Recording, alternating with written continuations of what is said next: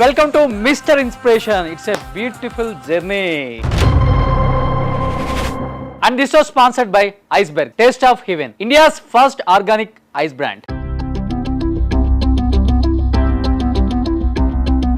ఈరోజు మన mister inspiration షోకి గెస్ట్ గా రాబోతున్నారు. Is none other than great music director RP Patnaik గారు. Please welcome.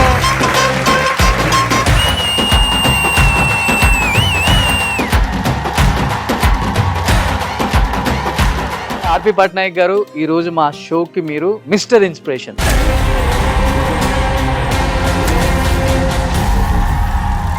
Please be seated sir. Mister inspiration షోకి రావటం నిజంగా చాలా అంటే చాలా హ్యాపీగా ఉంది సార్. అండ్ మీకు ఎలా అనిపిస్తుంది అంటే ఒక షోకి మీరు మిస్టర్ ఇన్స్పిరేషన్? అంటే ఇక్కడ ఉన్నవాళ్ళే కాకుండా ఈ ప్రోగ్రామ్ చూసే వాళ్ళకి కూడా ఏ ఒక్కరికి ఈ ప్రోగ్రామ్ హెల్ప్ అయినా అందుకు నేను వచ్చినందుకు I will be glad. Life లో మీకు ఇన్స్పిరేషన్ అంటే ఎవరని చెప్తారు? నేను చిన్నప్పటి నుంచి బాలు గారి పాటలన్నా ఇళయరాజా గారి పాటలన్నా చాలా ఇష్టం. ఇంకా వాళ్ళ పాటలు వింటూ పెరిగాం కాబట్టి వాళ్ళే ఇన్స్పిరేషన్ అవ్వాలి నాకు. సార్, రాగానే ఇండస్ట్రీకి రెడ్ కార్పెటా లేకపోతే there is so many struggles? అంటే మీకు సీక్రెట్ చెప్పాలి, నాకు మ్యూజిక్ రాదు. అంటే మ్యూజిక్ రావడం అంటే ఇన్ ది సెన్స్ ఓ పాట చేసి దీనికి ఏ రాగమో చెప్పండి నేను చెప్పలేను. అలా చూసుకుంటే నాకు మ్యూజిక్ రాదు. నేను ఎవరి దగ్గర అసిస్టెంట్ గా చేయలేదు, పర్టికులర్ గా ఏ ఇన్స్ట్రుమెంట్ కూడా ప్లే చేయలేదు ఇప్పటివరకు. ఏంటి సార్ ఈరోజు ఇన్ని షాకింగ్ న్యూస్లు చెప్తున్నారు మా అందరికి? నేను ఇండస్ట్రీకి వచ్చే టైంకి మొత్తం ఇండస్ట్రీ అంతా చెన్నై నుంచి హైదరాబాద్ షిఫ్ట్ అయింది. ఓకే. ఒక్క మ్యూజిక్ డిపార్ట్మెంట్, డాన్స్ డిపార్ట్మెంట్ తప్ప. కొంతమంది పెద్దవాళ్ళు అదెందుకో అనీజీగా ఫీల్ అయ్యారు, ఇక్కడే ఎందుకు చేయకూడదు. ఆ టైంలో డోర్ కొట్టిన వాళ్ళు నేను ఒకడిని. ఇలా కొట్టగానే ఓపెన్ అయ్యాయి డోర్స్. ఆ టైంలో మ్యూజిక్ డైరెక్టర్ అవ్వాలనుకుంటే కనీసం 10-12 ఏళ్ళు ఇంకొక మ్యూజిక్ డైరెక్టర్ అసిస్టెంట్ గా చేస్తుంటేనే తనకు మ్యూజిక్ డైరెక్టర్ ఆఫర్. అవును సార్, ఎగ్జాక్ట్లీ. కానీ మేము ఎవరి దగ్గర వర్క్ చేయకుండా, నేను నా తర్వాత చక్రి ఇలాగ మేము వచ్చిన వాళ్ళు ఎవరం కూడా ఎవరి దగ్గర మేము అసిస్టెంట్స్ గా చేయలేదు. ఆ టైమింగ్ వల్ల మాకు అవకాశం వచ్చింది తప్పితే మేము చాలా టాలెంటెడ్ అనే ఉద్దేశంతో అయితే రాలేదు. అయితే ఆ వచ్చిన అవకాశానికి కరెక్ట్గా యూటిలైజ్ చేసుకున్నాం. అది ఎంత రేంజ్ లో ప్రూవ్ అయిందంటే, ఇక్కడ ఇన్స్ట్రుమెంటల్ ప్లేయర్స్ తోటి, ఇక్కడ స్టూడియోలోని, ఇక్కడ సింగర్స్ తోటి అలాగే ఎప్పుడైతే మొదలు పెట్టామో అప్పుడు చెన్నైలో ఉన్న మ్యూజిషియన్స్ కూడా హైదరాబాద్ లో మనం చేయొచ్చు అన్న ఒక కాన్ఫిడెన్స్ వచ్చింది. ఓకే. అక్కడ నుంచి చెన్నైలో ఉన్న మ్యూజిక్ డైరెక్టర్స్ అందరూ కూడా హైదరాబాద్ షిఫ్ట్ అయ్యారు.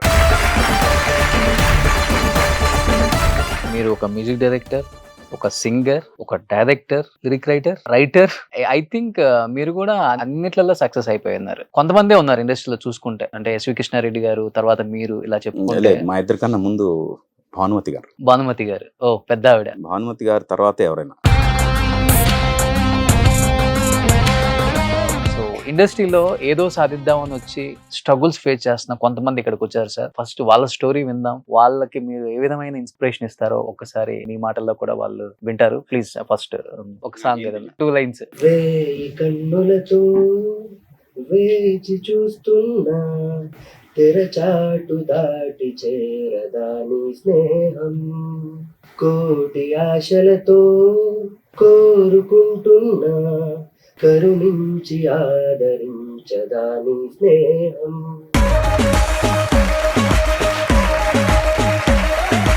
నేను సంతోషం మూవీ సాంగ్స్ అయితే కంటిన్యూగా వెంటనే ఉంటా. అప్పుడు ఇంకా ఇవి వచ్చేసా వాక్మెన్స్, క్యాసెట్ పెట్టుకొని హెడ్సెట్ పెట్టుకోవాలి. క్యాసెట్లు అరిగిపోయాయి. దానికి సీక్రెట్ చెప్తాను.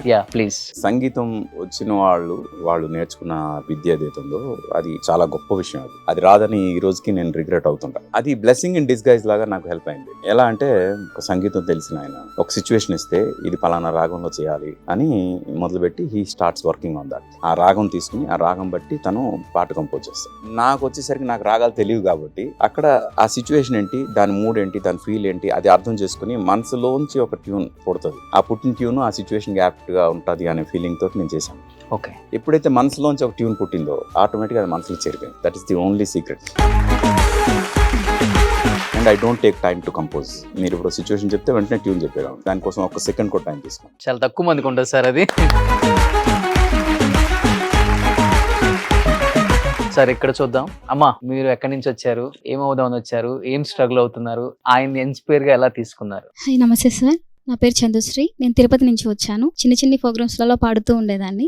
ఓకే. సో హైదరాబాద్కి వచ్చిన తర్వాత కూడా త్యాగరాయ గాన సభ అలాంటి వాటిల్లో పాడుతున్నాను అంతే. ఒక పాట పాడతావమ్మా ఏదన్నా? శ్రీమన్ మహారాజా మార్తాండ తేజ క్రియానంద భోజ మీ శ్రీచరణాం భోజములకు ప్రేమతో నమస్కరించి మేము వరించి మీ గురించి ఎన్నో కలలు కన్న కన్య బంగారు. సూపర్. ఎక్స్ప్రెషన్ డెఫినెట్ బాగుంది. మీ పాడే దాంట్లో ఒక చిన్న బిరుకుంది, దాని నుంచి బయటకు వస్తే దెర్ ఇస్ ఎవ్రీ ఛాన్స్. ఇప్పుడు వచ్చే అప్కమింగ్ సింగర్స్ కానీ మ్యూజిక్ డైరెక్టర్స్ కానీ ఏం చెప్తారు వాళ్ళకి? ఇప్పుడు ఆపర్చునిటీస్ చాలా ఎక్కువ ఉన్నాయి, at the same time competition కూడా ఎక్కువ ఉంది. Unless you are extremely talented. అప్పుడు ఏంటంటే లైట్ మ్యూజిక్ పాడేవాళ్ళు లైట్ మ్యూజికే పాడేవాళ్ళు, క్లాసికల్ సింగింగ్ పాడేవాళ్ళు క్లాసికలే పాడేవాళ్ళు, వెస్టర్న్ సింగింగ్ పాడేవాళ్ళు వెస్టర్నే పాడేవాళ్ళు. ఇప్పుడు లిటరలీ ఒక సింగర్ ని కదిపితే క్లాసికల్ పాడితే వాళ్ళు క్లాసికల్ సింగర్ అనిపిస్తారు, వెస్టర్న్ పాడితే వెస్టర్న్ సింగర్ అనిపిస్తారు. మీరు చెప్పినట్లుగా క్లాసికల్ వెస్టర్న్ బాగా పాడుతున్నారు అనిపించిన సింగర్స్ వేళ్ళ మీదే ఉంటారు కదా. టాప్ 5 అంటే ఎవరని చెప్తారు? మేల్ లో అనురాగ్ కుల్కర్ని, శ్రీకృష్ణ, వీళ్ళిద్దరు ది బెస్ట్. తర్వాత హేమచంద్ర. ఓకే. ఫిమేల్ సింగర్స్ లోకి వచ్చేసరికి సాహితీ చాగంటి అని, అలాగే లిప్సికా అని ఒక సింగర్ ఉంది. అమ్మాయి లైట్ మ్యూజిక్ ఎంత గొప్పగా పాడుతుందో క్లాసికల్ ఎంత గొప్ప పాడుతుందో, at the same time western classical కూడా అంతే. అమ్మాయి ఇంగ్లీష్ లో పాడితే అమ్మాయి ఇంగ్లీష్ సింగరే అనుకుంటారు. ఇలా చెప్పుకుంటూ పోతే చాలా మంది పేర్లు చెప్పాలి.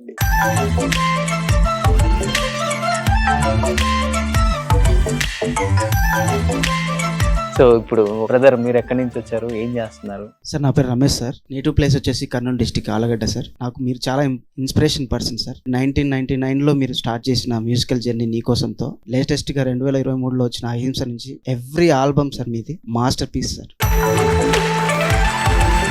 ఒక సాంగ్ పర్టికులర్ గా చెప్పాలంటే శ్రీనివాసంతి మూవీలో వాన వాన వాన నీలాకాశంలోన నీతో చిందేసి ఆడనా, ఆ సాంగ్ నాకు చాలా అంటే చాలా ఇష్టం సార్. ఇళయరాజా మ్యూజిక్ కంపోజిషన్ లో ఒక సాంగ్ పాడారు, ఆ సాంగ్ అయితే నాకు చాలా అంటే చాలా ఇష్టం సార్. ఆ సాంగ్ డోంట్ మైండ్, మీరు పర్మిషన్ ఇస్తే నేను ఆ సాంగ్ ఒకసారి పాడు. తుళ్ళుతున్న చిన్ని సెలయేరు గుండెలోన పొంగి పొలమారు అల్లుకున్న ఈ బంధమంతా వెల్లువైనది లోకిలంతా పట్టడన్నమిచ్చి పులకించే నేల తల్లి వంటి మనసల్లే కొందరికే హృదయముంది మీ కొరకే లోకముంది నీకు తోడు ఎవరంటూ లేరు గతములో నేడు చెలిమికై చాపే ఆరే బ్రతుకులో కలిసిన బంధం కరిగిపోతులే మురళి మోవి విరివి తావి కలిసిన వేళ. Thank you so much. Srinu Vasanthi Lakshmi మామూలుగా మనం ఒక 1 సెకండ్ అలా చేయడానికే చాలా కష్టంగా ఉంటది. ఎంటైర్ మూవీ అదే క్యారెక్టర్ ఎలా చేయగలిగారు సార్ నిజంగా? అది రిలీజ్ అయిన తర్వాత చాలా మంది చెప్పారు అది చాలా కష్టం అండి మీరు ఎలా చేశారని. కష్టం అని తెలియజేస్తాను.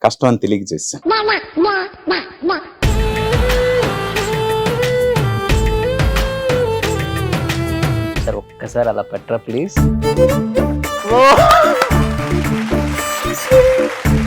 2004 ఈ సినిమా వచ్చి 19 years అవుతుంది. ఒక్కసారిగా అనగానే మళ్ళీ అలా పెట్టేశారు. ఇప్పుడు శ్రీనివాసంతి లక్ష్మి 2 తీస్తే కూడా రెడీగా ఉన్నారు. యూనివర్స్ ఇస్ ప్లానింగ్ ఏంటో నాకు అర్థం కావట్లేదు. నేను శ్రీనివాసంతి లక్ష్మి 2 గురించి ఇప్పుడు వర్క్ చేస్తున్నాను. And without your knowledge you just told it. మొన్న ఫంక్షన్కి వెళ్తే మళ్ళీ సీను క్యారెక్టర్ చూపిస్తున్నారు సార్ మాకు అని అడిగింది ఒక ఆవిడ. అసలు నేను శ్రీనివాసంతి లక్ష్మి పార్ట్ 2 ప్లాన్ చేస్తున్నానని ఆవిడకి ఎలా తెలుసబ్బా ఎలా అడిగింది అనుకున్నా. No you are the second person. అంటే universe is planning, it's not me అనిపించింది.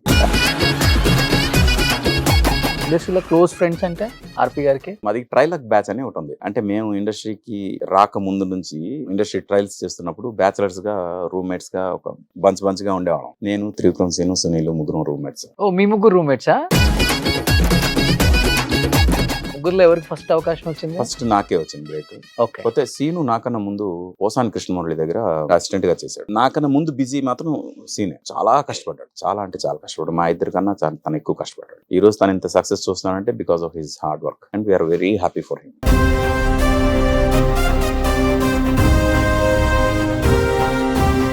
విజన్ ఉండేదా సార్ ఫస్ట్ నుంచి ఆయనకి? తను డైరెక్టర్ అవ్వాలని ఉండేది, కానీ తను రైటర్ గా ఎక్కువ సక్సెస్ అవుతాడని మేము అనుకున్నాం. డైరెక్టర్ అయ్యాక తను నెక్స్ట్ లెవెల్కి వెళ్ళిపోయాడు. He showed what he is.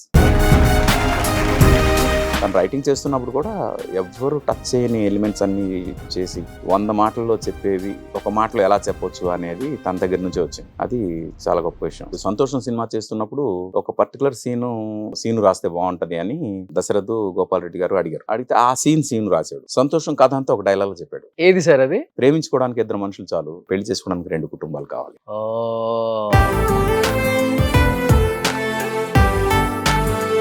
Best part చెప్తా. మేము 3 రూమ్మేట్స్ కదా, ఒకే స్టేజ్ మీద 3 నంది అవార్డు తీసుకున్నాం. First Nandi.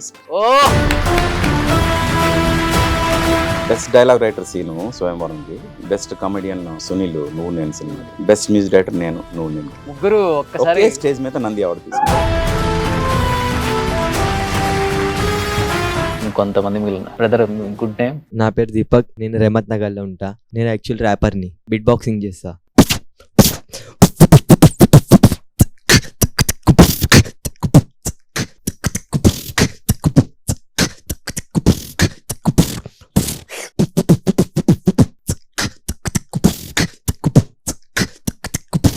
One, two, three, let's go.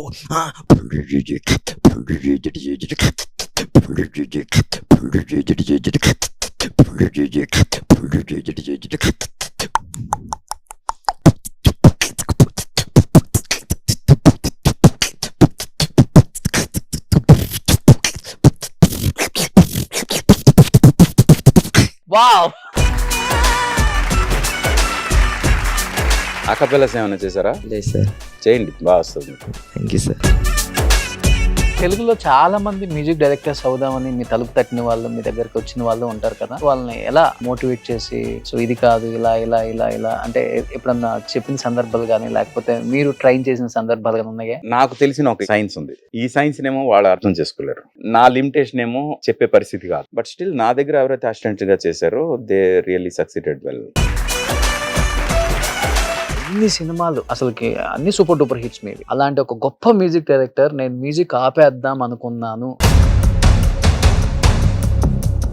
అని ఒక స్టేట్మెంట్ ఇవ్వాల్సి వచ్చింది. అందరం హట్ అయ్యాం, ఈవెన్ మీ. ఎందుకు ఆ స్టేట్మెంట్ ఇవ్వాల్సి వచ్చింది? దాని గురించి ఇంకా మాట్లాడండి, ఎందుకంటే ఎవరి వల్ల అయితే ఆ స్టేట్మెంట్ ఇచ్చానో వాళ్ళు లేరు ఇప్పుడు. ప్రతిదీ చాలా లైట్ తీసుకుంటారా సార్? అంటే నేను నమ్మేది ఏంటంటే రాత్రి ఇంటికి వెళ్ళి ప్రశాంతంగా నిద్రపోవాలి, మార్నింగ్ లేచేంత వరకు ఏ డిస్టర్బెన్స్ లేకుండా నిద్రపోవాలి. అందుకే ఏ రోజు ఆ రోజు దులిపేసుకుంటాను. లాస్ట్ అండ్ ఒక అబ్బాయి ఉన్నారు. నమస్కారం సార్, ముఖేష్ అండి నా పేరు. ఇక్కడ యూసఫ్గూడలో ఉంటాము. సింగింగ్ అంటే ఇంట్రెస్ట్ అండి. మీ పాటలు వినడం చిన్నప్పటి నుంచే చాలా ఇష్టం. ఎప్పుడు విన్నా కూడా అదొక ఫ్రెష్నెస్ ఇస్తుంటది, అదొక రిఫ్రెషింగ్ లాగా ఉంటది. ఇప్పటికీ మీ సాంగ్స్ విన్నా కూడా చిన్న 4 లైన్లు పడుతుంది మీరు చేసిన సాంగ్ లో. ఒక్కడై రావడం ఒక్కడై పోవడం నడుమయే నాటకం విధిలీలా, మరణమనేది ఖాయమని మిగిలెను కీర్తి ఖాయమని, నీ బరువు నీ పరువు మోసేది ఆ నలుగురు ఆ నలుగురు ఆ నలుగురు ఆ నలుగురు.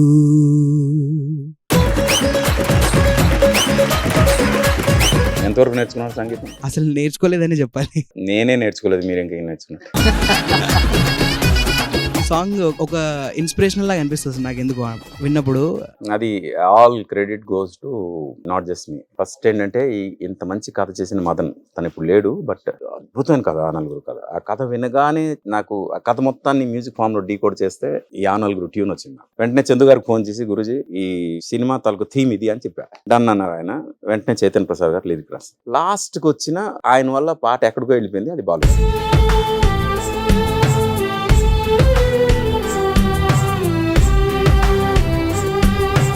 ఎలా ఉంటుంది సార్ బాలు గారితో రిలేషన్, ఆ బాండింగ్? నేను మ్యూజిక్ అనేది ప్రొఫెషనల్ గా తీసుకోవాలి అనడానికి ఇన్స్పిరేషన్ ఆయన. ఏదో ఒక రోజు బాలు గారిని కలవాలి అని ఉండేది చిన్నప్పుడు. అలాంటిది ఇండస్ట్రీకి వచ్చిన తర్వాత we are like father and sun.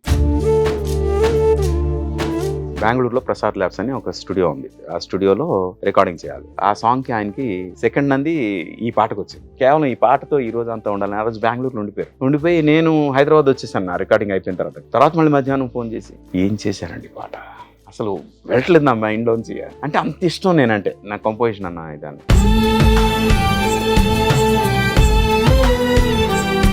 ఏదన్నా ఓపెన్ గా మాట్లాడతారు కదా మీరు, ఏం మనసులో ఒకటి బయట ఉంటుంది. అది ఇండస్ట్రీ వాళ్ళకి నచ్చదు కదా సార్ కొంతమందికి. పర్లేదు, నేను చెప్పాగా రాత్రి నేను ప్రశాంతంగా పడుకోవాలని. ఒకళ్ళ కోసం నేను బతకదాల్చుకోవాలి, నా కోసం నేను బతకాలి. సో తేజ గారిది మీది కాంబినేషన్ అంటే ఇంకా చెప్పనక్కర్లేదు, సూపర్ డూపర్ హిట్ కాంబినేషన్ అది. ఇంకా ఒకటి ఏంటంటే తేజాలో గొప్పతాను, ఒక టెక్నీషియన్ నమ్మితే ఆ టెక్నీషియన్ ఫుల్ ఫ్రీ హ్యాండ్ ఇస్తారు. ఆ ఫ్రీ హ్యాండ్ వల్ల టెక్నీషియన్ ఆ రెస్పాన్సిబిలిటీ భుజం మీద వేసుకుని మరి చేస్తారు. అది ఆయనతో వర్క్ చేసిన వాళ్ళకి తెలుసు. అది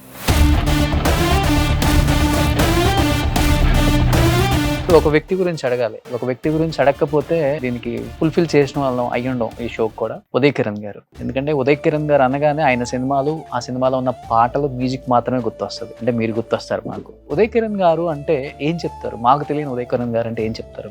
మీరు చూసిన ఉదయ్ కిరణ్ గారు అంటే ఒక మనిషి తను ఒకటి అవ్వాలి అనుకున్నప్పుడు దానికి ఏవి హర్డిల్స్ కాదు అంటున్నాను. అది నేను చూశాను తనలో.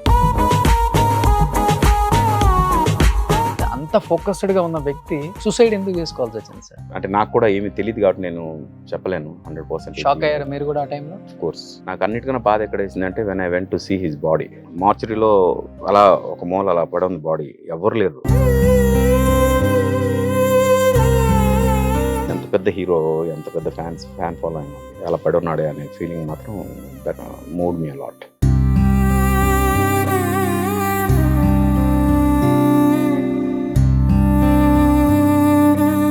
నిజంగా ఎక్కడున్న ఆయన ఆత్మకి శాంతి కలగాలి. చూస్తుంటారు మీ పాటలు, మీ మ్యూజిక్ అంతా వింటుంటారు ఆయన పైన. నేను లేకుండా చేస్తున్నాడు ఏంటి అనుకుంటుంటాడు.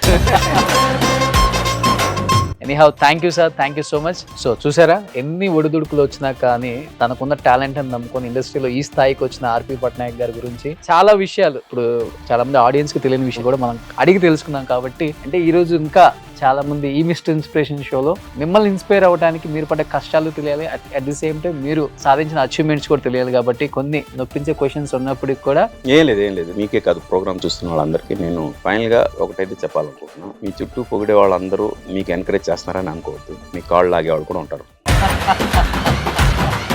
Anyhow thank you sir, thank you so much. ఎక్కడ సార్ ఇంటర్వ్యూస్ దొరకవు. నేను యూట్యూబ్స్ యూజువల్గా ఇంటర్వ్యూను కేవలం మీకోసం, అంటే మీ అందరికీ హెల్ప్ అవ్వాలనే ఉద్దేశంతో ఈ ప్రోగ్రామ్ కాన్సెప్ట్ నచ్చి మీ స్వాట్ అనాలిసిస్ గురించి మీకు మీరు ఏంటి అని డిసైడ్ చేసుకుని దాన్ని బట్టి మీరు ఇక్కడ పనికి వస్తారా పనికిరారా ఇక్కడ డిసైడ్ అయ్యి దాన్ని బట్టి నెక్స్ట్ స్టెప్ మీరు తీసుకోవాలనే ఉద్దేశంతో వచ్చాను. సో ఫైనల్ గా మనం అందరూ అక్కడికి వస్తే గ్రూప్ పిక్ దిద్దామా? Yeah. ప్లీజ్.